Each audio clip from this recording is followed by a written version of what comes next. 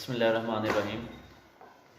आज मैं बात करूंगा कि बिल्डिंग में प्लिंथ बीम हम क्यों प्रोवाइड करते हैं, क्या प्लिंथ बीम के बगैर बिल्डिंग बना सकते हैं, किस लेवल पर प्रोवाइड किया जाना चाहिए, इसके क्या बेनिफिट्स हैं और इसका डिज़ाइन कैसा होना चाहिए, किस लेवल पे ये प्रोवाइड किया जाना चाहिए। तो पहला जवाब तो ये है कि प्लिंथ बीम बगैर भी हम बिल्डिंग की कंस्ट्रक्शन कर सकते हैं, लेकिन आफ्टर 2005 का जो अर्थक्वेक था उसके बाद मैं आप लोगों को यही रिकमेंड करूँगा कि बिल्डिंग्स में प्लिंथ बीम ज़रूर प्रोवाइड करें। प्लिंथ बीम है क्या? Plinth beam basically super structure और सब स्ट्रक्चर के दरमियान एक सेपरेटर के तौर पे काम करता है। हमारा फर्श से नीचे जितना भी एरिया होता है उसको हम सब स्ट्रक्चर कहते हैं, और फर्श से ऊपर जितना एरिया होता है बिल्डिंग का उसको हम सुपर स्ट्रक्चर कहते हैं। तो प्लिंथ बीम बेसिकली जो सुपर स्ट्रक्चर है और सब स्ट्रक्चर है इसके दरमियान सेपरेटर के तौर पे काम करता है। तो प्लिंथ बीम हमारा किस लेवल पे आना चाहिए, इसमें यही है कि जो हमारा रोड लेवल है इससे नॉर्मली 15 इंच या 12 इंच जो है वो ऊपर हमारा जो प्लिंथ बीम है वो आना चाहिए। कुछ लोग ये गलती करते हैं कि प्लिंथ बीम जो है उसको जो रोड सरफेस है या जो मौजूदा ज़मीन का लेवल होता है उसी से नीचे दबा देते हैं और वहीं इसको कास्ट कर देते हैं। फिर प्लिंथ बीम के साथ एक और चीज़ जो टर्म्स है वो इस्तेमाल होती है, वो होती है tie beam. Tie beam basically क्या होता है कि अगर हमारी फ्रेम स्ट्रक्चर है या इवन मेसनरी स्ट्रक्चर है तो उन तमाम कॉलम्स को या उन तमाम वॉल्स को आपस में टाई कर देती है। तो वही टाई बीम अगर प्लिंथ लेवल पे प्रोवाइड किया जाए तो उसको प्लिंथ बीम ही कंसिडर किया जा सकता है। तो प्लिंथ बीम जो है उसके बेनिफिट्स क्या हैं, उसमें एक तो ये है कि प्लिंथ बीम जो है हमारी सुपर स्ट्रक्चर और सब स्ट्रक्चर इन दोनों के दरमियान सेपरेटर के तौर पे काम करता है। सुपर स्ट्रक्चर का जितना भी लोड होता है उसको uniformly through out the building footing पे ट्रांसफ़र करता है।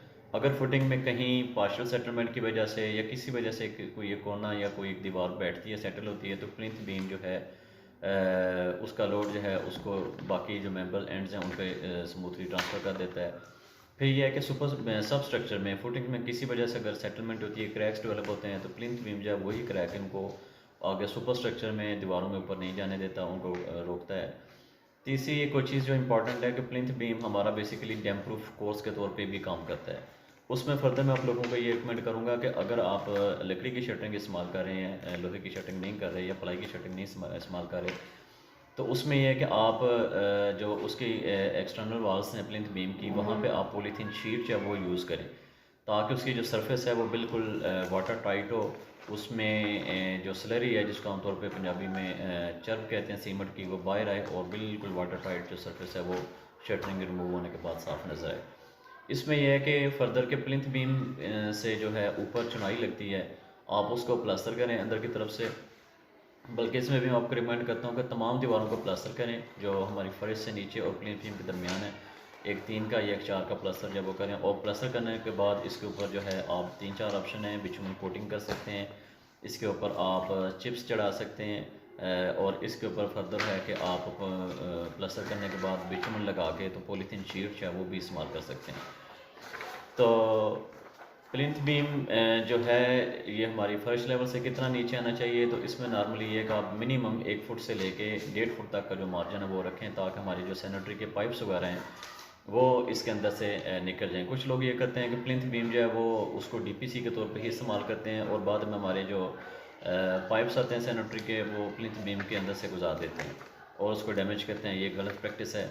तो प्लिंथ बीम जो है उसको फर्श से कम से कम 1 फुट से लेके 1.5 फुट तक जो है वो डाउन रखें ताकि आपके पास एक तो प्लिंथ बीम जो है वो लोड यूनिफॉर्मली ट्रांसफ़र करेगा, सेकेंडली ये है कि जो डैम्पनेस है उसको कंट्रोल करेगा, और तीसरी चीज़ ये है कि हमारे पास चौंक के नीचे plinth beam as a damp proof काम कर रहा है और उसके ऊपर हम जो दोबारा डीपीसी के लिए डाल देते हैं 1.5 इंच या 2 इंच थिक जो है, तो ये हमारी डबल डीपीसी जो है उसको कंट्रोल हो जाता है। और मेरे ख्याल में ये बेस्ट ट्रीटमेंट है कि आप हॉरिजॉन्टल भी डीपीसी हमारी डबल आ जाती है और वर्टिकल डीपीसी जो वो भी आ रही है, तो ये बेहतरीन प्रैक्टिस है डैम्प को कंट्रोल करने के लिए।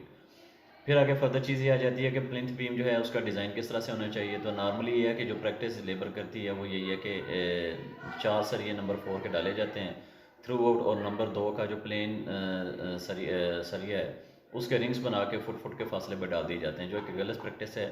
आप कम से कम जो है वो 2 सरिये नीचे बॉटम में और 1 सरिया दरमियान में, 3 से 3 सरिया आ जाएंगे। थ्रू आउट कर सकते हैं, थ्रू आउट कर लें। या ये कि कम से कम सेंटर में तीसरा सरिया जो है वो नीचे ज़रूर आ जाए।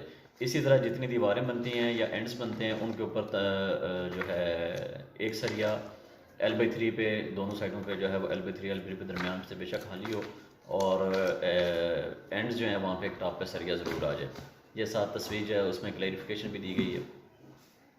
तो फर्दर ये है कि इसकी जो कंक्रीट है वो 1:4 की ही होती है। मिनिमम जो उसकी जो विड्थ है वो दीवार की विड्थ के बराबर होनी चाहिए, और उसकी जो डेप्थ है वो मिनिमम 12 इंच और नॉर्मली रिकमेंडेड जो है वो 15 से लेकर 18 इंच तक होनी चाहिए। इसमें फर्दर आप जहन में ये रखें कि प्लिंथ बीम की जितनी जो गहराई डेप्थ है वो ज़्यादा होगी, वो उतनी ही उसकी लोड बेरिंग कैपेसिटी ज़्यादा होगी। तो मिनिमम इसकी जो विड्थ है वो 9 इंच, और नॉर्मली रिकमेंडेड जो विड्थ है वो ये है कि 13.5 इंच जो हमारी दीवार है उसके बराबर इसकी विड्थ जो है वो आनी चाहिए। तो अगर हमारी डबल स्टोरी या ट्रिपल स्टोरी बिल्डिंग है तो उसमें ये है कि आप इसका जो है नंबर 4 का स्टील है उसकी जगह आप नंबर 6 का स्टील जो वो यूज़ कर लें। और अगर हमारी फ्रेम स्ट्रक्चर है, फर्दर ये है कि हमारा प्लिंथ बीम जो है रोड लेवल से 1 फीट या 1.5 फीट ऊपर प्रोवाइड करने का फ़ायदा ये है कि हमारी अगर किसी जगह के ऊपर जो फुटिंग है वो 8 फीट या 6 फीट आ रही है, तो जो कॉलम की बकलिंग है और स्लेंडरनेस है उसको कंट्रोल करता है।